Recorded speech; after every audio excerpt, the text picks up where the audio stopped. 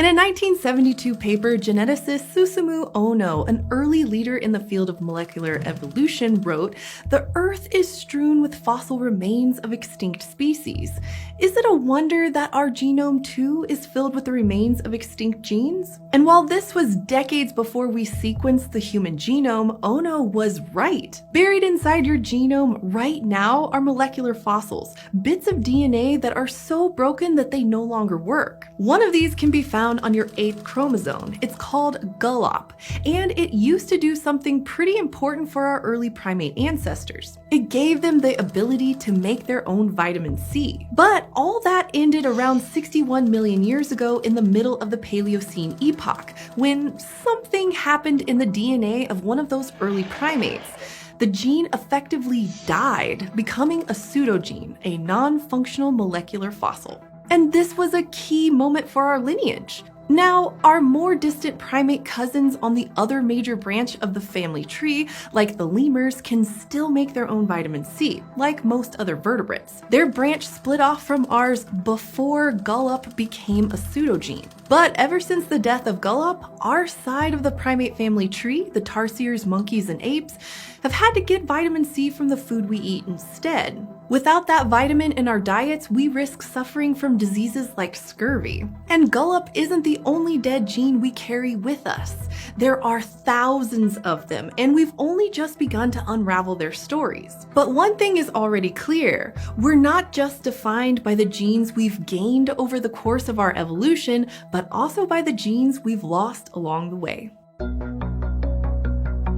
Over 90% of our genome doesn't actually code for anything. And embedded in all this non-coding DNA, like bones and rock, are fossilized pseudogenes, sequences that were once active but are now basically dead, with a few rare exceptions. We've now found around 20,000 of them in our genome. This rivals the number of genes we have that are still active. And we know where a lot of these pseudogenes came from. In many cases, they're the result of ancient gene duplication events.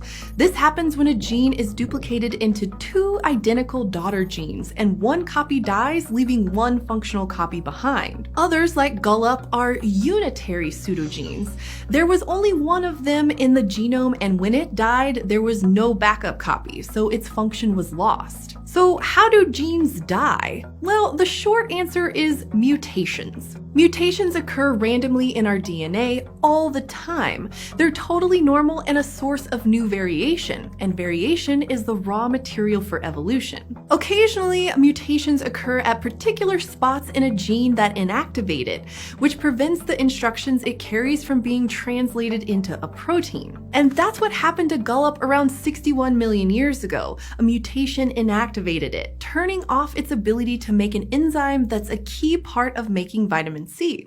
Without that enzyme, our ancestors couldn't produce the vitamin. And this is part of the bigger picture of how evolution works too. If a mutation that inactivates a gene reduces fitness or the ability of an organism to survive and reproduce, natural selection will get rid of it by selecting against the individuals that carry the mutation. This process keeps useful genes free of mutations. But if the loss of the gene doesn't reduce fitness, then this mutation can spread throughout a population. This can happen either through a random process called genetic drift or through natural selection. Eventually, the mutated gene can become fixed, meaning it's the only version of that gene left in a species gene pool. In the case of GULOP, we don't know if its death increased fitness, but it probably didn't reduce it. When it became inactive, our early ancestors were likely already getting a lot of vitamin C from eating fruit. This resource was becoming more abundant as tropical forests expanded throughout the Paleocene and fruiting plants continued to diversify. It's been suggested that the loss of their vitamin C gene wasn't a big deal for those primates, because they could get it easily from the environment instead. So gene death isn't necessarily bad. It creates opportunities for evolution and can even be good depending on the environment and the ecological context in which it happens. And GULOP definitely wasn't our last broken gene. About 44 million years later, in the early Miocene epoch, our hominoid ape ancestors lost another gene, UOX. This gene coded for a protein called uricase, an ancient enzyme produced by organisms from bacteria to mammals. Apes like us are the odd exception. The function of the uricase enzyme is to break down uric acid, a waste product of metabolism. When UOX became a pseudogene around 17 million years ago by molecular dating estimates, apes lost this enzyme. Now, all that's left of UOX is its molecular fossil, which is entombed in our first chromosome. And like Gullup, its loss has some consequences for us even today. For example, humans and the other living apes all have high uric acid levels in our blood. They're between 3 and 10 times higher than other mammals who still have functioning uricases and can break down the acid effectively. This means that we can get diseases like gout, which is when uric acid builds up in our blood, forms crystals, gets deposited in our joints, and causes painful swellings. So how and why did we lose such a useful gene? To figure it out, in 2014, a team of researchers studied ancient mammalian uricase enzymes using a technique called ancestral sequence reconstruction. By comparing both the genes and protein sequences of uricase enzymes found in mammals living today, they were able to reverse engineer what the sequences of ancient uricase genes and proteins would have been at different points in the past. Then, and brace yourselves because this sounds like science fiction, they physically resurrected these ancient uricase proteins by building them in the lab. They then performed a series of experiments on the resurrected proteins to see if they worked, and they found that the oldest uricase proteins they resurrected, dating back to 90 million years, was really good at processing uric acid. But uricases from around 40 million years ago in the mid-Eocene epoch had already picked up mutations that made them less efficient. And over the next 20 million years, primate uricases from the Oligocene and early Miocene epochs were even less efficient. So the UOX gene becoming inactive around 17 million years ago was actually only the final step in a series of mutations stretching back tens of millions of years. Why uricase gradually stopped working over time is still mysterious, but there is evidence to suggest that the final stages of UOX's decline may have given our ancestors an evolutionary advantage. You see, UOX's death happened at a time when the Earth's climate was cooling. For our fruit-eating ape ancestors, this was a bad thing. It meant that fruit was no longer available year-round. Sure, there'd be plenty during the summer, but very little in the winter. Enter uric acid. One of the few advantages of having a lot of uric acid is that it stimulates the creation and accumulation of fat from fructose, a sugar commonly found in fruit. And it's been hypothesized that having less active and eventually inactive uricase enzymes made our ape ancestors better able to store fat during times when fruit was abundant and to survive off those fat stores during leaner times. To test this idea, the researchers inserted the resurrected ancient uricases into human cells in the lab.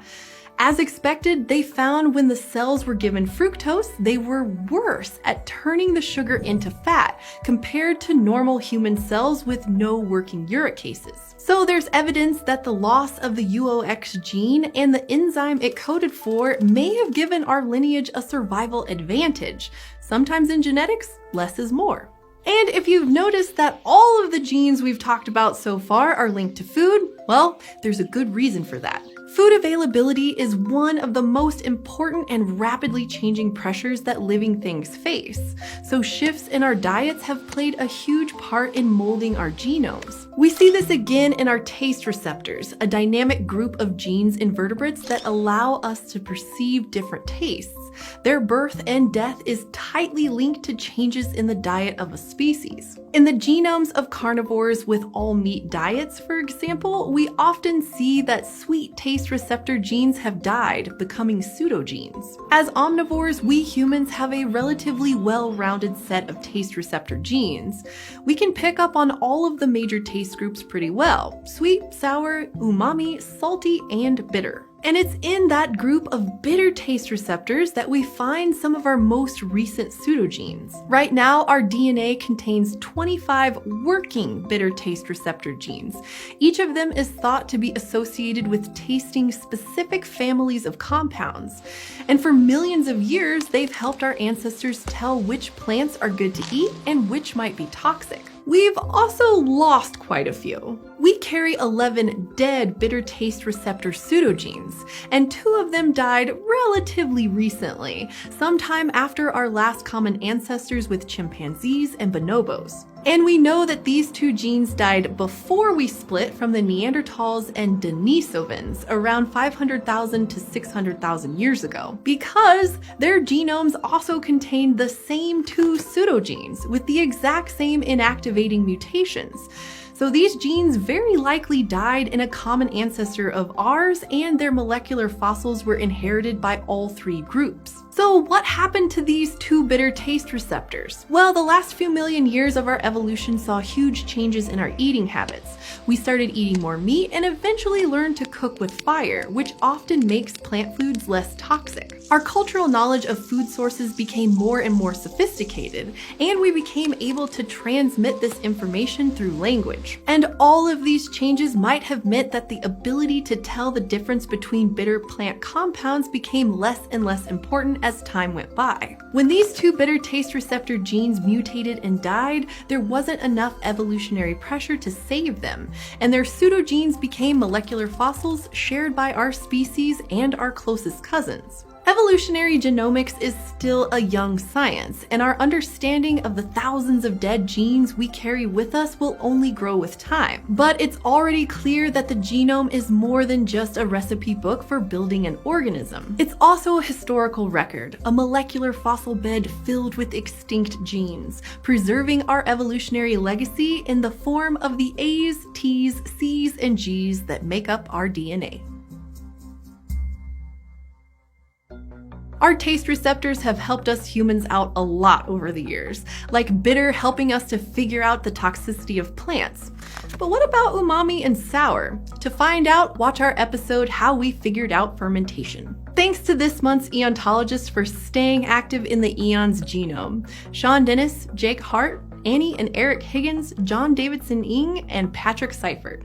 Become an Eonite at patreon.com/eons to get fun perks like submitting a joke for us to read. Like this one from Stephen O'Leary. Fossilization is a sedimental journey. That's pretty cute. And as always, thank you for joining me in the Konstantin Haase studio. Subscribe at youtube.com/eons for more evolutionary escapades.